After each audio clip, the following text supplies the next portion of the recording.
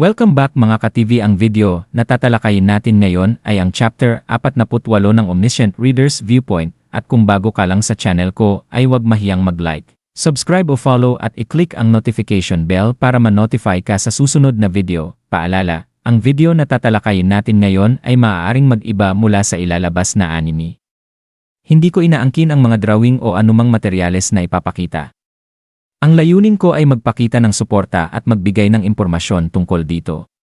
Ang lahat ng kredito ay nananatili sa mga orihinal na may-ari. Maraming salamat. Mula nang magsimula ang senaryo, hindi na posible ang paggamit ng internet sa buong Seoul dahil sa pag-activate ng mga Dokkaebi channel.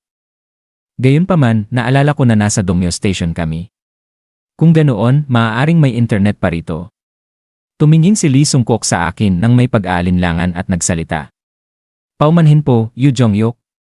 Nang sumagot ako, sinabi niyang nakarating na kami at naghihintay na sa loob ang kinatawan. Sa gitna ng plataporma ay may isang katamtamang laki ng tolda na napapalibutan ng iba't ibang kagamitan. Yumuko si Lee Sung-kook at inakay ako papasok. Nakagugulat na marangya ang loob ng tolda kumpara sa payak nitong anyo sa labas.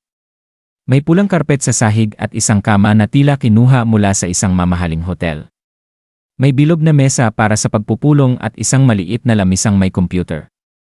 Ngunit ang pinakanakapukaw ng aking pansin ay ang batang lalaking nakaupo sa harap ng computer at abalang-abala sa pag-i-internet. Mukha lamang siyang ilang taon na mas matanda kay Gilyaong. Maitim ang mga bilog sa ilalim ng kanyang mga mata, nakapajama siya, at mahigpit na yakap ang isang kulay navy na bandila. Nakakamangha dahil nalampasan na niya ang kalahati ng Kings Road.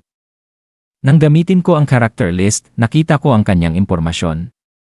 Ang pangalan niya ay Han Dong-hoon, 17 taong gulang, at suportado ng konstelasyong Shadow Behind the Curtain. Ang kanyang pribadong katangian ay Noble Invalid Hermit, isang hero grade na attribute. Kabilang sa kanyang mga kasanayan ang Wide Area Internet, Comments Manipulation, Keyboard Attack, Small Eater, at Sound Wave Blocking. Ayon sa pagsusuri, siya ang sukdulang halimbawa ng Noble Invalid Hermit type, at may kakayahang mag-install ng virtual LAN connection gamit ang mga Dokkaebi channel. Napakalakas ng kanyang kakayahang impluwensyahan ang opinyon ng publiko, ngunit mahina ang kanyang mental defenses. Hindi rin nasisiyahan ang kanyang sponsor sa kasalukuyang kalagayan niya. Higit sa lahat, siya ay nasa ilalim ng isang napakalakas na hypnosis. Agad ko siyang nakilala. Siya ang hari ng Dongmyo, ang batang balang araw ay magiging Hermit King of Shadows. Ngunit sa halip na mamuno, abala siyang sumasagot sa mga komento sa internet. Ang mga usapan sa screen ay mula sa mga taong nasa labas ng dam. May mga nagbibiro tungkol sa pagkakakulong ng Seoul at sa pagbagsak ng presyo ng lupa sa Gangnam, habang ang iba naman ay nag-uusap tungkol sa mga dam na bumalot din sa Tokyo, Beijing, at iba pang kabisera ng mundo. May mga nagtatanong kung may plano bang bawiin ang Seoul at may mga nagtatalo kung totoo nga bang nagkaroon ng kapangyarihan ang mga tao at lumitaw ang mga halimaw. Ang makita muli ang pamilyar na internet screen ay tila kakaiba at hindi makatotohanan. Ipinapaalala nito na maraming tao sa labas ang wala pa ring ideya sa tunay na nangyayari. Mabilis na gumalaw ang mga daliri ni Han Dong-hoon sa keyboard. Nag-post siya ng komento tungkol sa mga propeta, mga taong nagsasabing alam nila ang sikreto sa likod ng kasalukuyang sitwasyon. Sa sandaling gamitin niya ang comments manipulation, bumaha agad ng mga sagot. Ang mga nagdududa ay natabunan ng mga nagsasabing nagkatotoo na ang ilang propesya at nagtatanong kung saan matatagpuan ang mga propeta. Kumalat ang usapan sa buong internet ng napakabilis. Nakakabilib na ginagamit na nila ang kakayahang ito sa ganoong paraan. Tinawag siya ni Lee Sung-kook at mabagal niyang itinaas ang ulo. May bisita. Batiin mo siya. Itinuon ni Han Dong-hoon ang kanyang hungkag na tingin sa akin at nahihiyang bumati. Malinaw na wala siya sa normal na kalagayan. Sa Ways of Survival, kilala siya bilang 7th King of Seoul, ngunit ngayon ay mukha siyang pagod na pagod at halos wasak na. Kahit likas siyang umiiwas sa mga tao, hindi siya kailanman naging ganito kalala. Dahan-dahan siyang lumapit sa bilog na mesa at umupo habang kinakagat ang kanyang mga kuko. Ngumiti si Lee Sung-kook na tila nasisiyahan. Ngayon, Yoo Jong-hyuk, simulan na natin ang pag-uusap kasama ang kinatawan. Tiningnan ko si Han Dong-hoon at natawa. Pag-uusap? Anong pag-uusap? Blanko ang tingin ng bata. Ito ang kinatawan. Sa pangalan lamang siya ang kinatawan ng estasyon. Ngunit sa realidad, may ibang tao ang tunay na may kapangyarihan. Hanggang kailan mo ako lolokohin? Inaasahan mong makikipag-usap ako sa isang papet. Nanginginig ang mga kamay ni Lee Sung-kook. Tumingin siya sa kanyang smartphone bago bumuntong hininga. Yoo Jong-hyuk, hindi po ako karaniwang ganito. Patawarin niyo ako. Direkta kong sinabi ang katotohanan. Ikaw ang tunay na namumuno sa estasyong ito, hindi ba? Inamin niya yon. Ilan lamang sa mga matataas na opisyal ang nakaalam ng sikreto. Isa itong estratehiyang madalas makita sa Ways of Survival, ang paggamit ng isang makapangyarihang tao bilang simbolo habang may ibang tao ang kumokontrol sa likod ng mga eksena. Kakaibang makita itong nangyayari sa totoong buhay. Nang tanungin ko kung bakit niya ako dinala roon, sinabi niyang para maiwasan ang atensyon ng iba. May sound wave blocking skill na nakapaligid sa tolda upang walang makarinig sa aming usapan.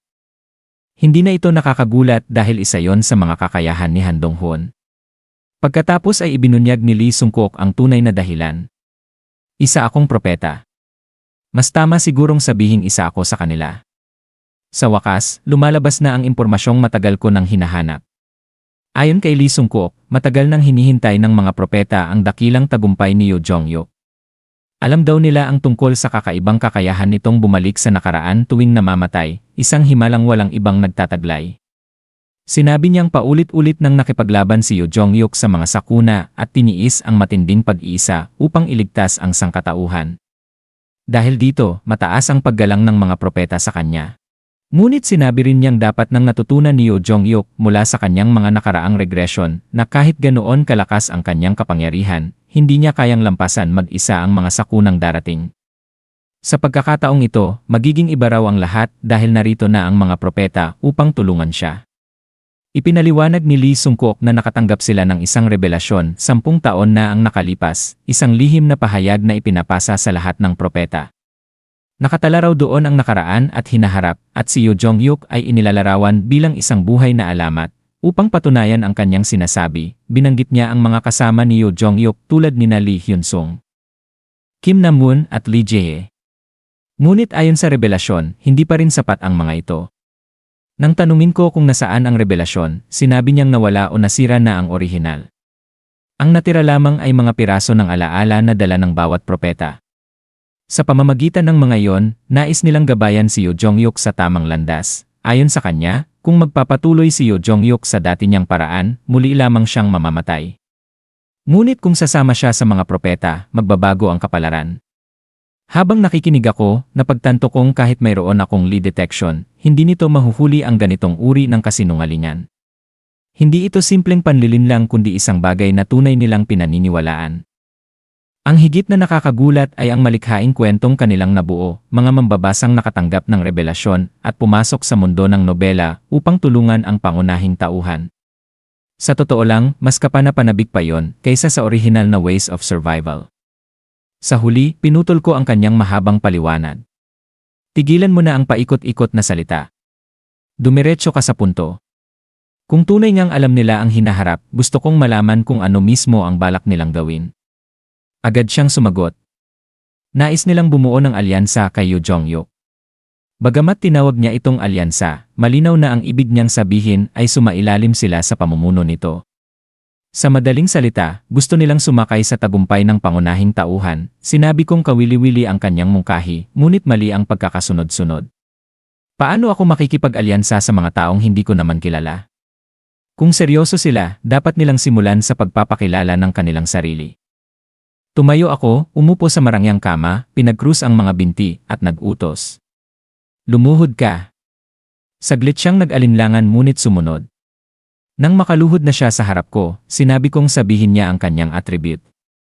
Nakita kong naging komplikado ang kanyang ekspresyon. Marahil iniisip niyang alam ko na ang lahat dahil sa Sage's Eyes at sinusubukan ko lamang siyang subukin. Matapos ang ilang sandaling pag-aalinlangan, sumagot siya. Ang attribute ko ay hypnotist. Gaya ng inaasahan ko, tumango ako ngunit tinanong kung iyon lamang ba.